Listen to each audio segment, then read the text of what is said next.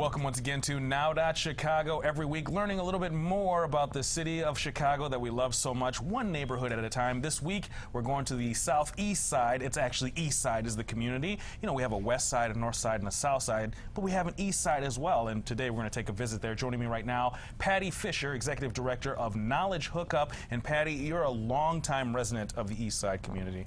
Yes, I've been there 58 years. 58 years. Yeah, and you know, I've watched the many changes because it went from like steel industry to nothing to let's start by talking about that, because you know, as far as Chicago neighborhoods and communities are concerned, I mean, East Side has probably seen the most the biggest change in terms of economics and demographics of any neighborhood that I can really think of over the past 60 years. The whole southeast side was impacted terribly, you know, and it's also the biggest area in the whole city. And nobody pays attention to us. I mean, we have the last of the lakefront, you know, and by the time you get to the east side, you're at Calumet Park, which is beautiful, and people come from everywhere to go there. Right. You know, and then all they ever heard about the east side was, you know, either Eddie Verdoliak, right? Okay. Maybe, what was it called? The Golden Shell. Right. Everybody came there for the belly dancers. And, you know, other than that, oh yeah, that's where you pick up the Indiana Tollway. Right. And other than that, nobody. But turn the clock back just a couple of decades. I mean, U.S. Steel, perhaps the thing that drew so many people to the Chicagoland area, so many jobs, so many people, and in a short couple of years, we had tens of thousands of people out of work. Yes, yes. Definitely. And nobody knew how to recoup. Nobody knew what to do. Nobody, some went back to school, some just drank, right. Basically, right. And, you know, others just moved away. Now, you still have a lot of vacant land where a lot of the old U.S. Steel plant was there. That's all lakefront property, and we're going to talk a little bit more about development things going on there. But let's talk about current events. What's going on? What's the community like right now?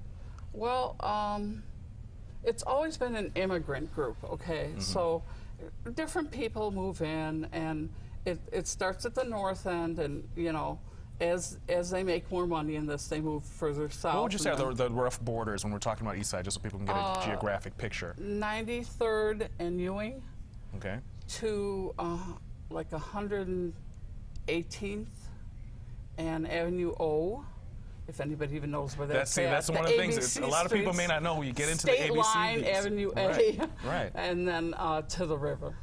Now, you know, one of the things that you're really involved in, you know, you have a background in a lot of different areas, but IT is one of the things that you were really into. Yeah. And you found a way to turn your knowledge and information technology into a way to bring people up and to uplift people's lives and to bring them into modern. Definitely, definitely. Because I was working with different groups, too, to get Wi-Fi in the area. I have Wi-Fi, and so does the library. And that's McDonald's doesn't even have it, and usually it's everywhere else throughout the city. They have one, but not ours. Okay, so we're an industrial corridor, it's called. So finally Clear put something in, and they have 3 towers.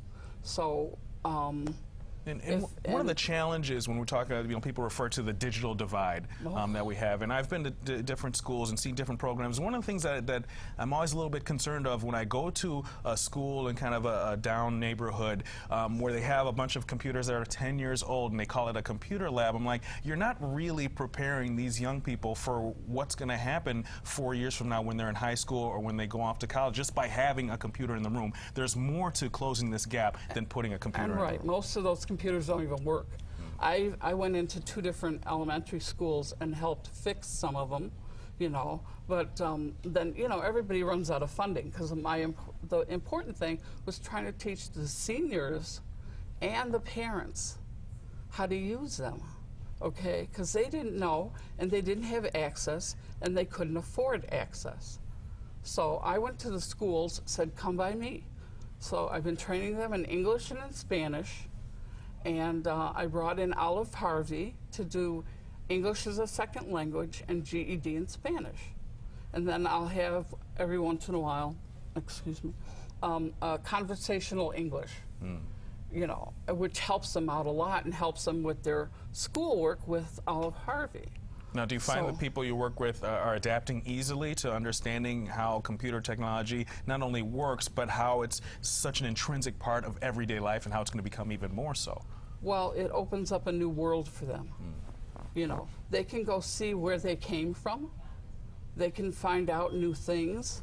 They can communicate with the rest of their families throughout the world, because a lot of them, you know, are in Baghdad and things. And I'm telling you, one lady, she hates computers, but had to learn how to email her daughter, okay, who was in Baghdad.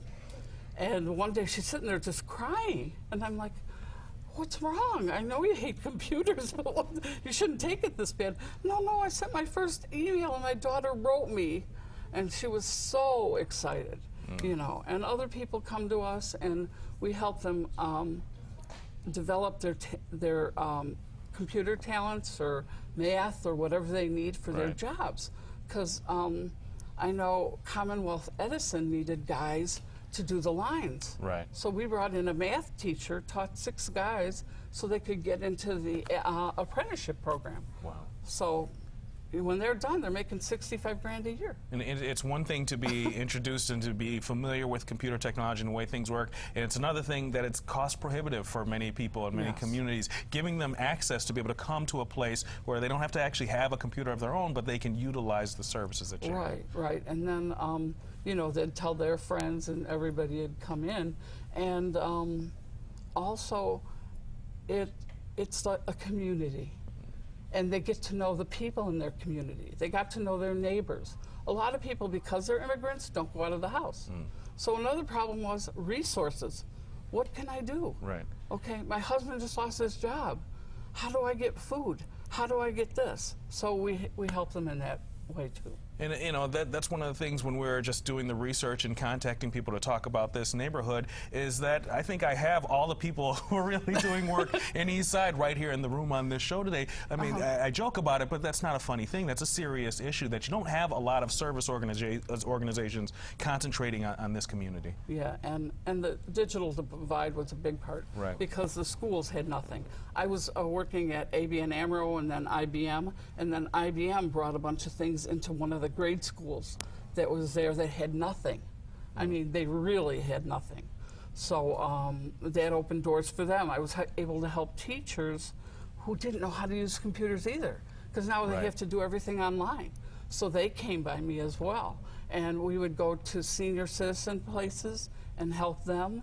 We would also bring in people who have disabilities and work with the University of Illinois Assistive Technologies to get them up and doing things. I work with South Chicago Parents and Friends, and I bring them in, and that's the whole idea, is to network and bring people together. True. A lot of great stuff going on. It went by so quickly, but we're gonna bring you back and to talk more about what's going on there, and make sure you update us on new developments you have going there. If you want more information about what's going on with Knowledge Hookup, you can log on to knowledgehookup.org or call 773-221-9111. When we return, we're going to talk about economic development, housing, and retrofitting houses with green technology to save people money. Stay tuned.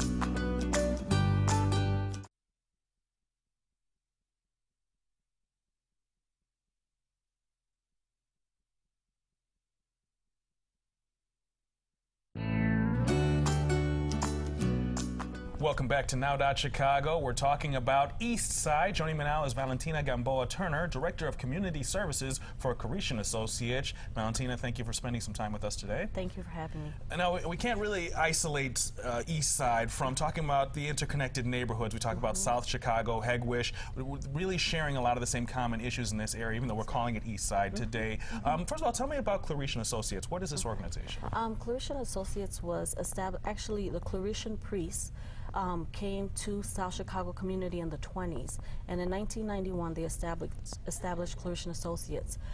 The reason they established it is that they saw that the community really needed assistance. They needed housing. They needed help with their education, different social services. So they established Carishan Associates, and we've been building affordable housing in Chicago. We have senior housing and we have multifamily housing.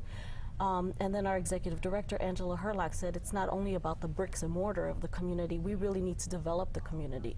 So that's why we have programs as financial literacy, tax centers, the New Communities program, We have all these programs that have been brought to the community, and our environmental programs to help the community to get back on their feet, because the steel mills was such a loss and we had so many challenges in our economy.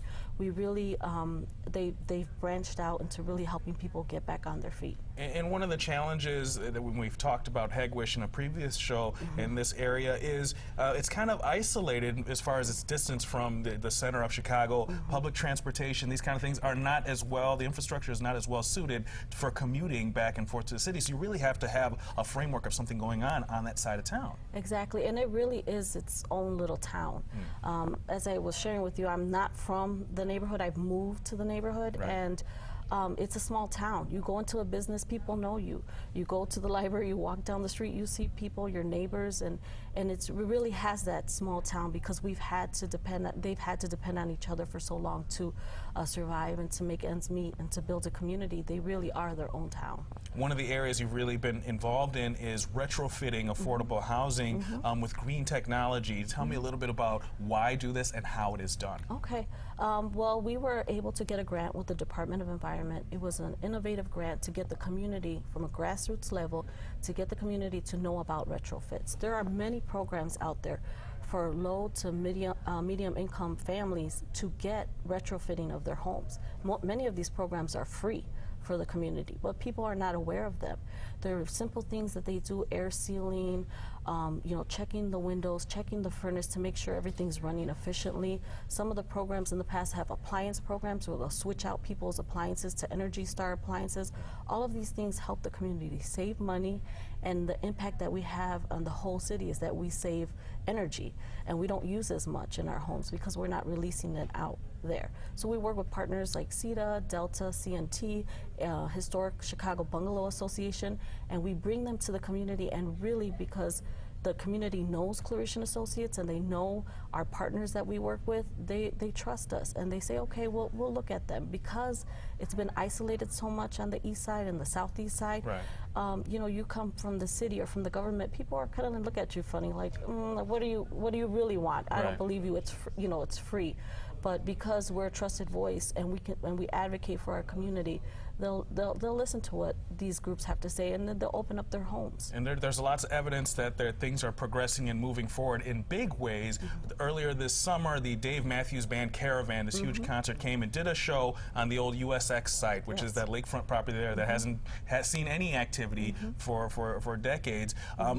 A lot of people thought it was just a concert, but in my mind, as a journalist, I kind of saw there's a little bit more to the story of having that there. Tell me about what's going on there. There's a lot of revitalization in our community, and the thing that's really wonderful about it is that revitalization has happened in many communities. However, what usually happens is it happens, and then the people that have been there are pushed out. Well, our community organizations are there to say, let's bring the revitalization, let's bring this economic progress. However, let's help our community stay here, live here, and benefit from all of that. So that is something that I think is very unique about South Chicago and the East Side, is that we're aware of these things, and we're going to make sure that we're here and that our community is going to be ready for the change.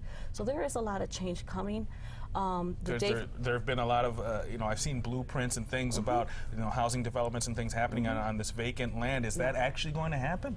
It is going to happen, and it's happening. I mean, we build housing in South Chicago, and it's all on vacant land that we build new green housing and affordable green housing, which is a feat to do, but we do that.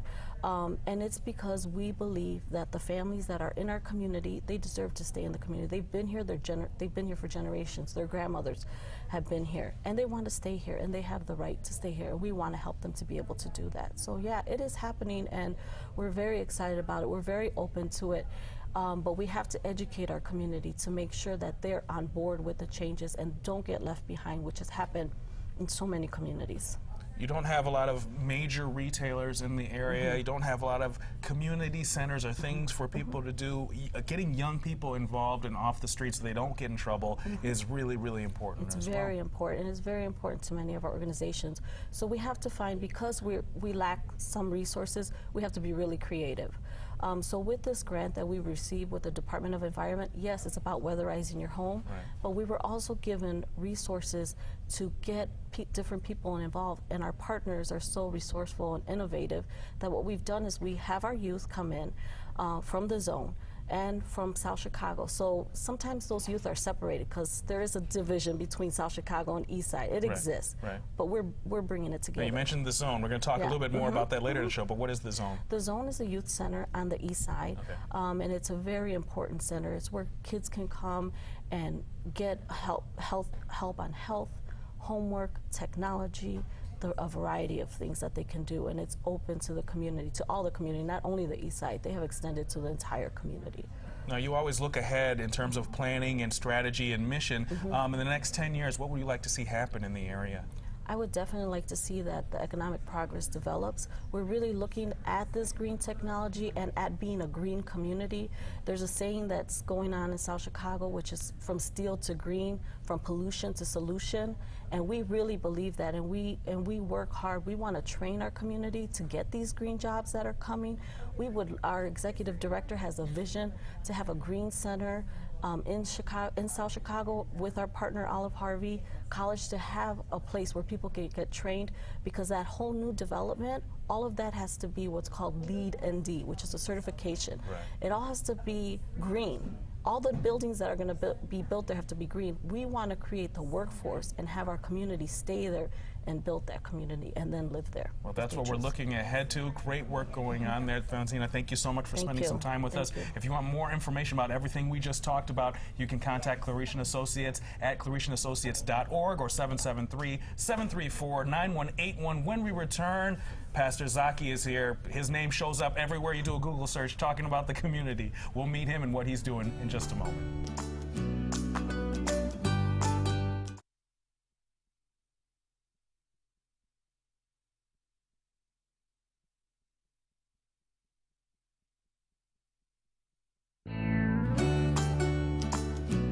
Welcome back to Now Chicago. East Side, actually, well, the whole southeast side of Chicago, a lot of interrelated communities there. But when we're doing research about what's going on in South Chicago, Hegewisch, East Side, Pastor Zaki's name keeps coming up, and so we had to bring him here. Pastor Zaki, thank you so much for spending some time with us, doing a lot of great work in a lot of different areas there. But we briefly mentioned, when we were talking about Valentina, the zone. Let's talk about the zone. The zone is a youth and community center that is located on the southeast side of Chicago, 117th Avenue. And 9 years ago, we felt that there's a tremendous need to have a center in the community where the whole community can come together, a community center. So we also felt that the need was great, you know, to work on developing a youth center. So together with several other community leaders and friends, we bought a union hall, was known at the time as the Memorial Hall, and we transformed it into a youth/community center. Now, one of the things about, you can create the center, you can create the programming, but you have to get the young people involved and to come there and to want to stay there and benefit from it. Talk about these challenges. So our philosophy at the center is everyone that works there is a volunteer, and everyone that works there is equipped and empowered to do what he or she is asked to do. And then we're very intentional to work very closely with other community organizations to create alliances, you know, to create joint ventures. We're very intentional in working with the schools in the area, with working with the churches in the area. So for us, this is a project to build community, and to promote hope throughout the whole community. By focusing on the young people, the vital energy, the energized members of the community. Exactly. As a faith-based organization, it must be challenging to present programming and services for young people, but to also maintain the fact that this is a faith-based organization, and we are talking about a church in a sense. You find young people are receptive to that, and if not, how do you get them to be so? We find them to be very, very receptive. If they have an interest in boxing, we have a boxing program. If they have interest in fitness, physical fitness, we have physical fitness programs, weightlifting, cardio. If they have interest in arts, we have art programs. If they have interest in music, we have music programs. We have leadership development programs. We have mentoring programs. And so we meet them where the need is. Right. And then we journey with them through a very intentional mentoring program. We see a tremendous change in them as we challenge them to pursue excellence and to pursue greatness. When you're talking about a community suffering from issues of economic blight and despair and other situations, gangs and drugs and what have you, it takes a very special kind of person. You have to be fearless in going into the situation to even get started. You have a background, you've spent some time in the Sudan and some other places where I think coming to East Side Chicago is not such a far stretch for you. Fearless is the right word. In fact, if you walk to the zone, you will find a big poster that simply says fearless. My faith makes me a person of courage and not a person who is fearful. So this is one of the things we help instill in our children and in our youth, that we are to be people of valor, people of courage. We have, worked with 20 plus other organizations to form what is now known as the Southeast Side Anti-Gang Initiative. Right. And we meet on a monthly basis to work together. Different organizations coming together, from the YMCA to Chloration Associates to Family Rescue, all kinds of different organizations. We meet monthly to organize summits in the schools, to do whatever is needed to reduce youth violence, right, and to create alternatives for our young men and women. The ability to create a neutral zone, particularly when you're talking about gangs and what have you. A good friend of mine owns a barbershop in Humboldt Park, which is on the borderline between two major gang factions that are fighting there. But in the barbershop, these guys sit next to each other, they get their hair cut, and there's no drama. And I always wondered, what is it that you do? What is it that you do as the proprietor that these kids know when they come in here, they have to respect you and they have to respect this building? So our rule at the zone is respect. Again, there are posters everywhere at the zone that simply says respect. Respect yourself, respect others, respect the property, respect God. And the name, the zone, in fact, the children, the teens, the youth came up with that name for the place.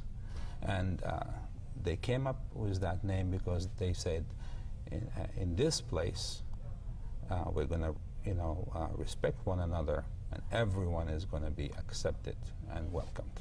So it's a neutral zone, but it's a zone that is welcoming to everyone. Because we serve youth from South Chicago, we serve youth from South Deering, we serve youth from Hegwish, from the East Side, and they come from different territories that, as you said, are influenced by different gang factions, factions and so on. But once they're at the zone, they're all brothers and sisters, because the principle of respect then kicks in. And we try to help them learn to live by that principle, not only while they're at the zone, but everywhere else. Well, Pastor Zaki, you're certainly a man that demands respect. You're a very humble man, you're a soft-spoken man, but you have an energy about you that I think is reflected in the positive things that are going on in the community. Thank you, sir. Well, it's been a pleasure having you here. If you want to know more about what's going on in the zone and the services being provided, you can log on to g2gchurch.org or call 773-497-4141. I'm going to take a short break. When I come back, I'll give you all that contact information one more time. Stay tuned.